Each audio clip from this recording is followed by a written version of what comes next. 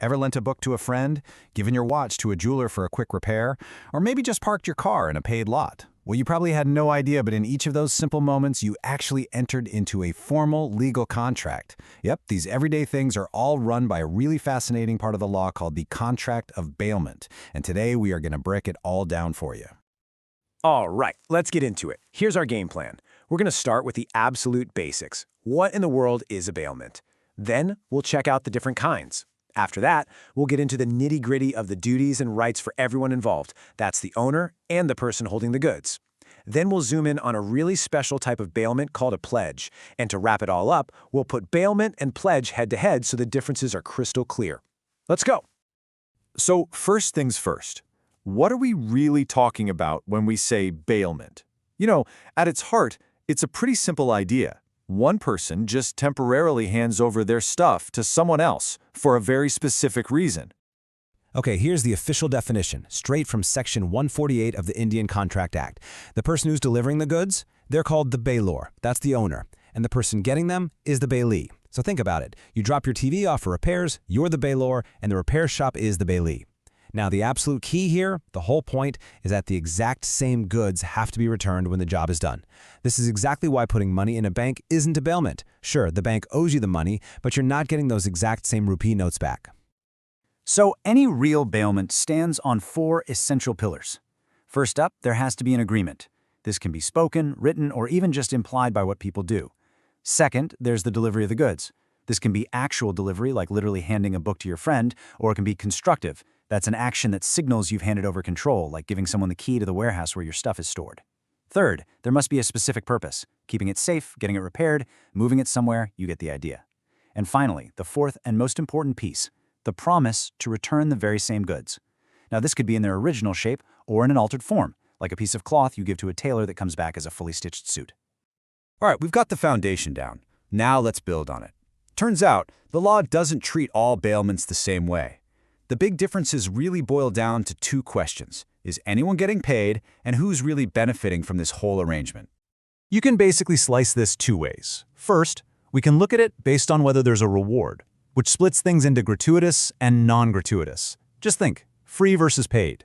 Or we can look at it from the angle of who benefits from the deal. Is it just for the bailer, just for the bailee, or for both of them? Let's start with the money side of things. A gratuitous bailment is one where there's no payment, no consideration. And in law, consideration just means something of value is exchanged. A perfect example is lending your bike to a friend for free. It's just a favor, right? But on the other hand, a non-gratuitous bailment is all business. Hiring a car for a fee, that's a non-gratuitous bailment. You, the bailer, are paying for that service. There's consideration involved, and as you're about to see, that changes everything.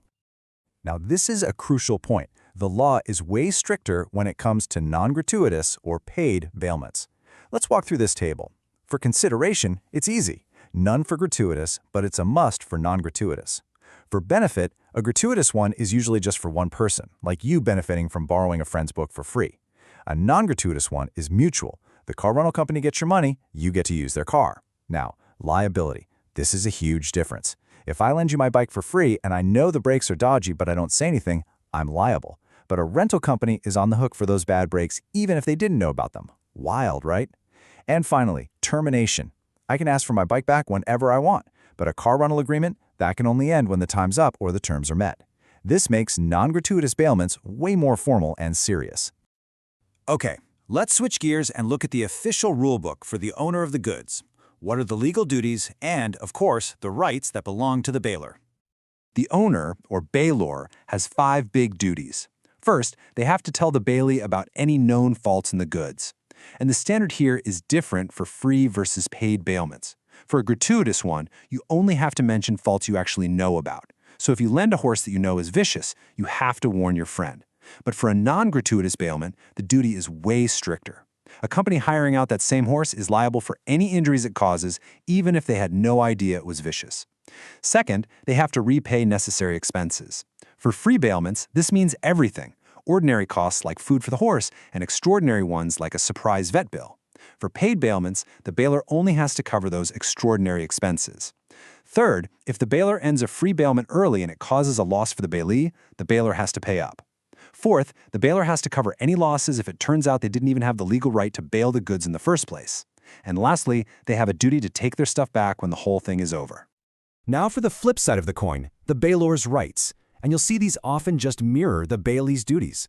First, they can enforce all of the bailee's duties, even suing for damages if they have to. Second, they can end the contract if the bailee starts using the goods in a way they're not supposed to. So if you lend your car to a buddy for a personal trip and he starts using it as a taxi, you can terminate that bailment right then and there. Third, they have the most basic right of all, to demand their goods back when the time is up. And finally, this one's pretty cool, the right to claim any increase or profit. The classic legal example is if you bail a cow for safekeeping and it gives birth to a calf. As the bailor, you get both the cow and the calf back. Okay, we've really dug into the owner's side of things. So let's flip it around now. What about the person who's temporarily holding the goods? Who's responsible for what now? Let's talk about the duties and rights of the bailee. The bailee's duties are just as critical. Their number one job, the absolute cornerstone, is to take reasonable care of the goods. The legal standard here is the amount of care that a person of ordinary prudence would take of their own stuff in the same situation. So they're not an insurance company against every possible risk, but they absolutely cannot be negligent. Second, they must not make any unauthorized use of the goods. If you leave your car at a garage for a simple oil change and the mechanic decides to take it for a weekend joyride, they are responsible for any damage that happens on that trip, even if it wasn't their fault. Third, they have a duty not to mix the bailor's goods with their own stuff without permission. If a warehouse mixes your top quality rice with their own lower grade rice and it's impossible to separate, they might have to pay you for the whole loss. And finally, they have the simple but super important duty to return the goods, along with any profits, as soon as the time is up or the purpose is done. But hey, this isn't a one-way street. The bailee isn't just stuck with a bunch of responsibilities. So what can they demand in return for everything they do? What are their rights? You'll see the bailee's rights often line up with the bailor's duties. They have a right to claim damages if they get hurt by faulty goods the bailor didn't tell them about. They have a right to get paid back for any extraordinary expenses they had to cover, but probably their most powerful right is the right of lien. This is the right to hold on to the bailor's goods until their bill is paid. For example, a tailor has what's called a particular lien and can keep the coat they stitch for you until you pay up. Now, some professionals like bankers or lawyers have an even more powerful general lien, which lets them hold on to any of a client's property for the overall balance they're owed, not just for the work done on that specific item. Okay, now that we've got a really solid handle on bailment, let's zoom in on a very specific and commercially super important kind of bailment. This is what happens when the whole point of handing over your goods isn't for repair or safekeeping, it's for security. This is called a pledge. Section 172 defines a pledge, which you might also know as a pawn, as the bailment of goods specifically as security for a debt or a promise. The names change a little bit here. The bailor who gives the goods as security is called the pawner, and the bailee who receives them, the lender, is the pawnee. So if you borrow 1,000 rupees from a friend and leave your watch with them as collateral until you pay it back, you've just entered into a contract of pledge. You're the pawnor, and your friend is the pawnee. Simple as that.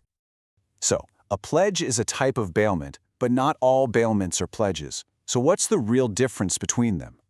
To make this totally clear and really lock in your understanding, let's put them side by side for the final showdown. Let's break down the biggest differences. First, the purpose.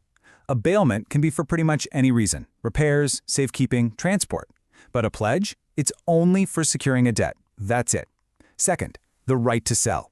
Now this is the absolute game changer. In a normal bailment, a bailee can't just sell your stuff if you don't pay. They have to sue you or use their lien. But in a pledge, the pawnee has the incredible right to actually sell the pledged goods if the pawnor defaults on the loan, as long as they give a reasonable heads up. And finally, the right to use. A bailee might be able to use the goods if it's part of the deal, like riding a horse you've hired.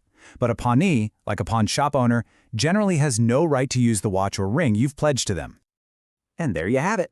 From lending a pen to pawning a family heirloom, the principles of bailment and pledge are working behind the scenes, governing the temporary transfer of our property all the time.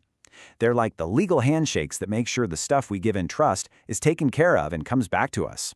So now that you know the rules, the duties, and the rights, I've just got one last question for you. You probably get into a bailment every single week without even thinking about it. Will you think about your rights and your responsibilities differently now?